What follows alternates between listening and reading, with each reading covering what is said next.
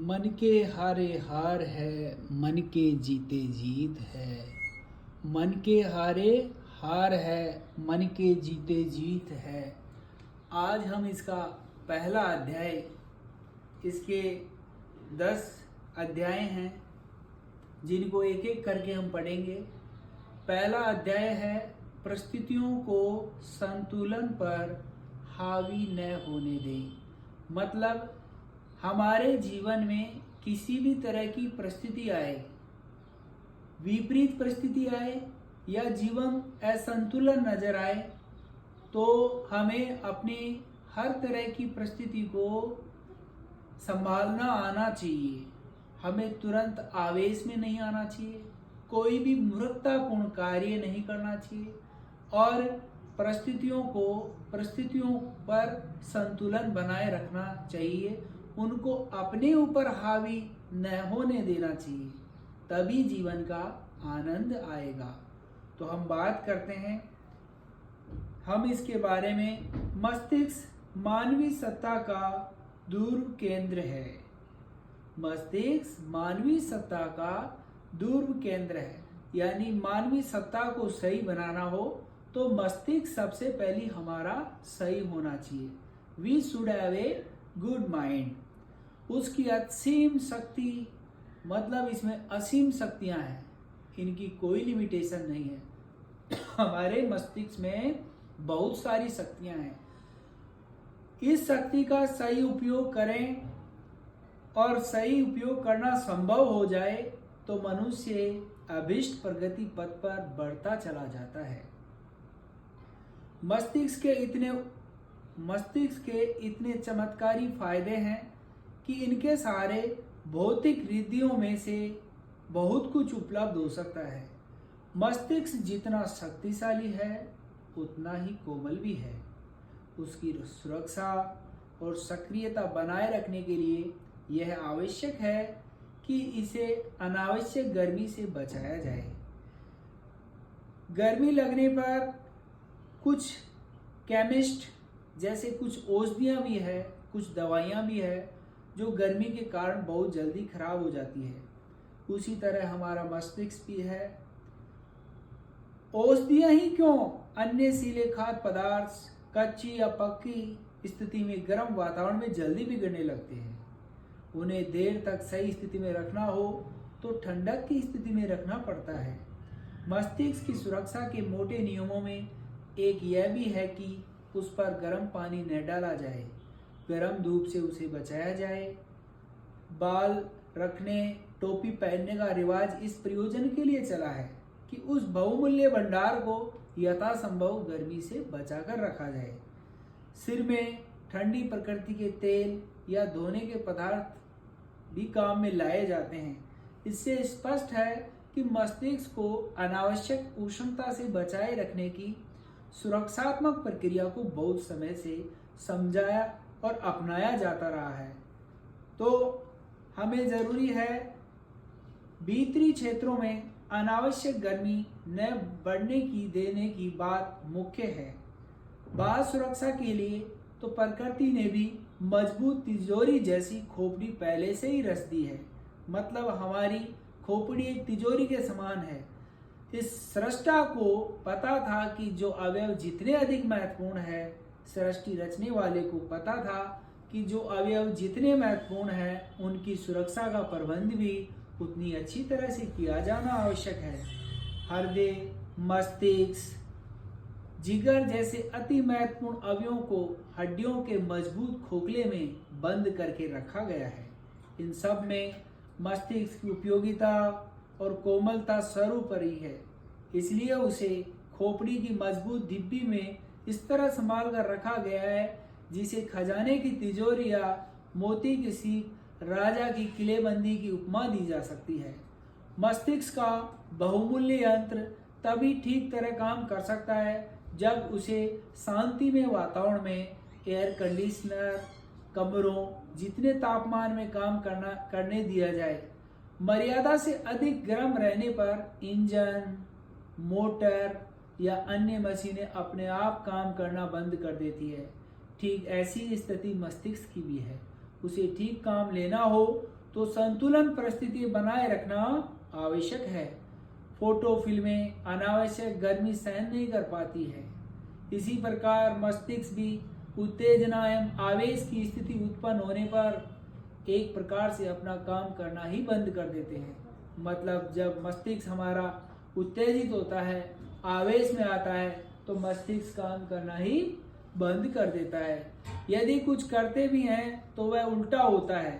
कुछ भी करते हैं तो उल्टा होता है। वह उल्टापन लाभ के स्थान पर हानि ही उत्पन्न करने लगता है। कोई भी काम करें तो हानि हो जाती है। मस्तिष्क को बाहरी गर्मी, तेज धूप, गर्म पानी, किन्हीं रसायनों से मिलती है, किंतु भीतरी गर्मी उत्पन्न होने का कारण उत्तेजनाएं होती है।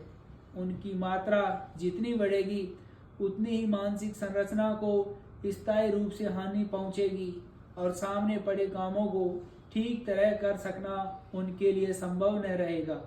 देखा जाता है कि कोई भी आवेश चढ़ने पर आदमी अर्धविक्षिप्त जैसी स्थिति में जा पहुंचता है। मतलब जैसे इंसान आवेश में आता है, गुस्से में आता है, तो उसकी सारी स्थितियां बदल जाती है। उसकी कल्पना, निर्णय, हरकतें सब कुछ विचित्र हो जाती है। उसकी कल्पना करने की, निर्णय लेने की, उसकी सारी हरकतें बदल जाती है। क्रोध का आवेश जिस पर चढ़ रहा होता है, मतलब जिसको क्रोध आता है, उसकी गतिविधियों पर ध्यानपूर्ण दृष्टि डाली जाए तो पता चलेगा कि पागलपन में अब बहुत थोड़ी ही कमी रह गई है। अधिक क्रोध आने पर मस्तिष्क ये द्रव एक प्रकार से उबलने लगता है। इंसान को जैसे ही बहुत ज्यादा क्रोध आता है तो उसका मस्तिष्क के अंदर जो द्रव पदार्थ हैं वो उबलने लगते हैं, और यदि उसे ठंडा नहीं किया जाए तो मानसिक रोगों के लिए इंसान सुसाइड जैसे कार्य भी करने लग जाता है और ऐसी स्थिति उत्पन्न हो जाती है। क्रोध का आवेश शरीर पर क्या असर डालता है, बुद्धि को कैसे भ्रष्ट कर देता है, उसके उदाहरण हम सब आए दिन अपने आसपास ही देखते रहते हैं। गुस्से से तमतमाया चेहरा राक्षस जैसा बन जाता है। आंखें, होठ, नाक आदि पर आवेशों के उभार प्रत्यक्ष दिखते हैं। मुंह से अभिष्ट शब्दों का उच्चारण चल पड़ता है। इंसान गुस्से में कुछ भी कह देता है, उसको पता ही नहीं रहता कि वो क्या बोल रहा है। अनाप शनाप शब्द वह बोलता रहता है। रक्त प्रवाह की तेजी से शरीर डोलने लगता है, हाथ पैर कांपते हैं और रोए खड़े होते देखे जाते हैं। ऐसा व्यक्ति स्वयं एक समस्या बन जाता है। ऐसी दशा होने पर हितैषी लोग सबसे पहले काम ये करते हैं कि आवेशग्रस्त को एन कैन प्रकरण शांत करते हैं। जिस कारण उत्तेजना आई थी उसका निवारण करने पर उतना ध्यान नहीं दिया जाता जितना कि आवेश ठंडा करने पर। किसी भी प्रतिकूलता में उतनी हानि नहीं होती जितने की आवेशग्रस्ता से होती है। मतलब एक इंसान गुस्से में कुछ भी तबाह कर सकता है, कुछ भी बर्बाद कर सकता है। सारी परिस्थितियां उसके अनुकूल नहीं होती, विपरीत हो जाती है। इस मोटी जानकारी से हर कोई परिचित रहता है। इसलिए हितैषियों, अपने जो हितैषी हैं, उनका प्रथम कार्य होता है कि वो सबसे पहले उसका गुस्सा ठंडा करते हैं। वैज्ञानिक तथ्य भी यही कहते हैं कि 1 घंटे का क्रोध एक दिन के तेज बुखार से भी अधिक जीवन शक्ति का विनाश करता है। मतलब 1 घंटे जितना यदि कोई क्रोध इंसान करता है तो उसको 1 दिन के तेज बुखार जैसी जीवन शक्ति का विनाश करता है। रक्तचाप में व्यक्तिगत 2 प्रकार के होते हैं, एक ऊंचा, एक ब्लड प्रेशर लो, एक ब्लड प्रेशर हाई। उच्च रक्तचाप हाई ब्लड प्रेशर में बेचैनी बढ़ने के कारण कष्ट होता है। निम्न रक्तचाप लो ब्लड प्रेशर के लक्षण तो भिन्न होते हैं पर कष्ट उससे भी उतना ही होता है। लो ब्लड प्रेशर का मरीज काफी भारी कमजोरी महसूस करता है, अपने को अपंग महसूस करता है, अपने को असहाय महसूस करता है और उसकी ऐसी स्थिति हो जाती है। इन दोनों ही प्रकार के व्यक्ति लोगों में मतलब हाई और लो ब्लड प्रेशर में रोगी की कार्य क्षमता एवं मनस्थिति पर हानिकारक प्रभाव लगभग एक जैसा ही रहता है। क्रोध की उच्च रक्तचाप से और खिन्नता की निम्न रक्तचाप से तुलना की जा सकती है। क्रोध वर्ग में देश, घृणा, आक्रमण, विनाश जैसे क्रूर प्रकृति के विचार एवं कृत्य गिने जा सकते हैं। खिन्नता वर्ग में निराशा, चिंता, शोक, भय, संकोच जैसी निष्क्रियता उत्पन्न करने वाली प्रवृत्तियों की गणना होती है। इन्हें ज्वार भाटा के समतुल्य और अस्थिरता, अव्यवस्था उत्पन्न करने वाला कहा जा सकता है।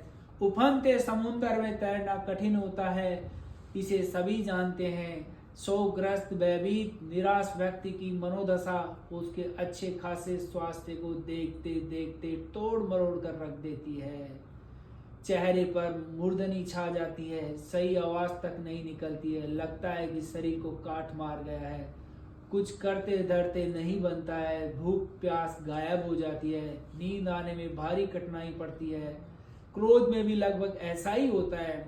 अंतर इतना भर रहता है कि खिन्नता में बर्फ में जमने और गलने जैसी स्थिति होती है, तो उत्तेजना में आग से जलने उबलने जैसी स्थिति हो जाती है। सामान्य स्थिति तो दोनों ही दशाओं में नष्ट हो जाती है, और न केवल मस्तिष्क वर्ण साथ साथ शरीर भी अपनी साधारण गतिविधियां जारी रख सकने में असमर्थ बन जाता है। मस्तिष्क की क्षमता एवं कुशलता बढ़ाने का महत्व सभी जानते हैं, और इसके लिए अध्ययन, परामर्श, संपर्क, अनुभव, संपादन, अभ्यास जैसे कितने ही साधन जुटाते हैं। प्रसन्नता से मानसिक उर्वरता बढ़ने की ताकत को ध्यान में रखते हुए मनोरंजन के लिए कई ऐसे कार्य किए जाते हैं। मतलब इंसान को खुश करने के लिए आजकल कई तरह के मनोरंजन के साधन चलाए गए हैं, ताकि इंसान खुश रहे, प्रसन्नता में रहे, अपने दिमाग में किसी तरह की कष्ट पीड़ा न सहे, जिनको समय समय पर हम उनके ऊपर पैसा भी खर्च करते हैं मनोरंजन के लिए। इन रचनात्मक प्रयोजनों से परिचित होते हुए भी न जाने इस तथ्य को क्यों भुला दिया जाता है कि आवेश एवं अवसाद जैसी अव्यवस्था फैलाने वाला मन स्थिति उत्पन्न होने दिया जाए। मतलब मन में अव्यवस्था जो फैलती है उसे फैलना न दिया जाए। लाभोर्जन करने की बात का जितना महत्व है उतना ही हानि न देने का भी है। एक ओर लाभ कमाया जाए, दूसरी ओर हानि बढ़ती जाए। मतलब हम पैसा भी कमाए जाते हैं, फिर दूसरी तरफ डॉक्टरों को पैसा देते रहते हैं। इन बातों को हम समझ नहीं पाते हैं, तो फिर अंततः व्यवसाय घाटे में फंसता चला जाता है और दिवालिया बनने की नौबत आ जाती है। मतलब हमें किसी तरह का क्रोध नहीं करना चाहिए, हमें विपरीत परिस्थितियों का सामना करना चाहिए।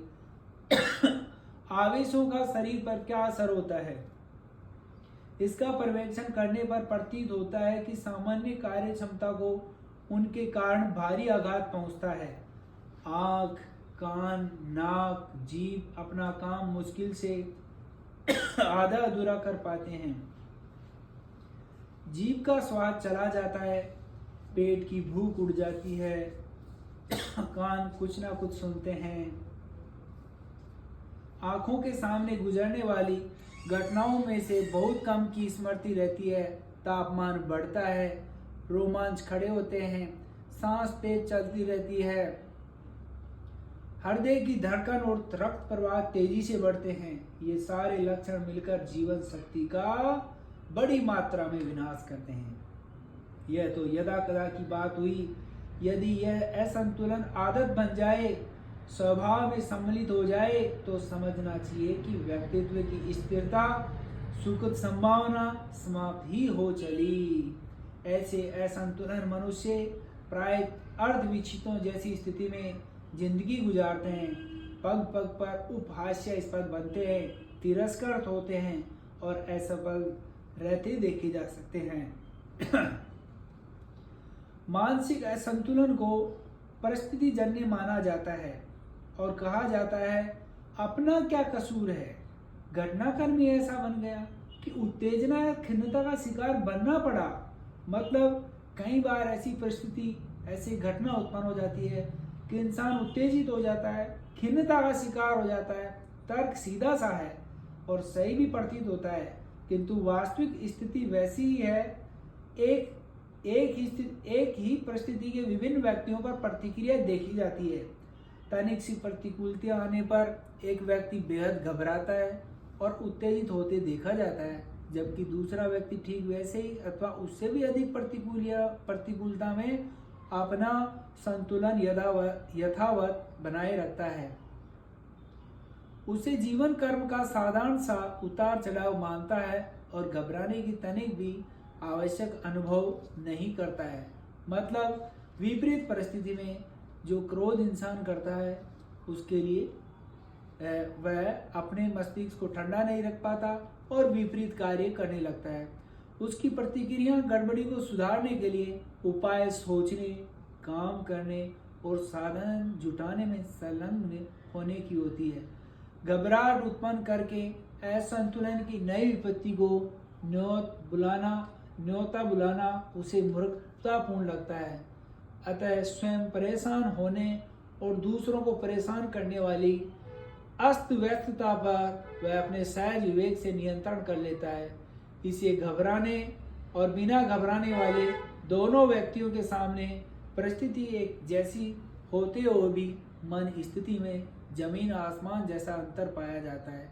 यह आत्मनियंत्रण का दृष्टिकोण के परिमार्जन का प्रतिफल है। एक उससे वंचित रहता है और दूसरा उसका संचय करके हंसता मुस्कुराता रहता है और आए दिन उत्पन्न होने वाली प्रतिकूलताओं को ऐसे ही मजाक मस्खरी में उपेक्षा पूर्वक उतार ही नहीं देता। दूरदर्शी विवेक को अक्षुण्ण बनाए रखना उनका समाधान भी सरलता पूर्वक कर लेता है। मस्तिष्क को ठंडा बनाए रखना, उस पर आवेशों का आक्रमण न होने देना एक महत्वपूर्ण साज संभाल है। घड़ी, साइकिल आदि छोटी मशीनों की जैसे हम साज संभाल कर रखते हैं, उसी तरह मस्तिष्क को भी क्षतिग्रस्त होने से बचाना चाहिए। और जबकि दवाओं और खाद्य पदार्थों को भी हम ठंडे स्थान पर रखते हैं, ठंडी चाय में बैठकर काम करने का प्रबंध किया जाता है और मस्तिष्क की शांति बनाए रखने की आवश्यकता क्यों न समझी जाए। संतुलन बनाए रखना एक अत्यंत बुद्धिमत्तापूर्ण उपाय है जिसमें सुखी रहने और सफल होने के दोनों उद्देश्य प्राप्त किए जा सकते हैं। तो आज हम इस बात से सीख सकते हैं कि हमें अपने जीवन में चाहे किसी भी तरह की परिस्थिति हो, हमें क्रोधित नहीं होना,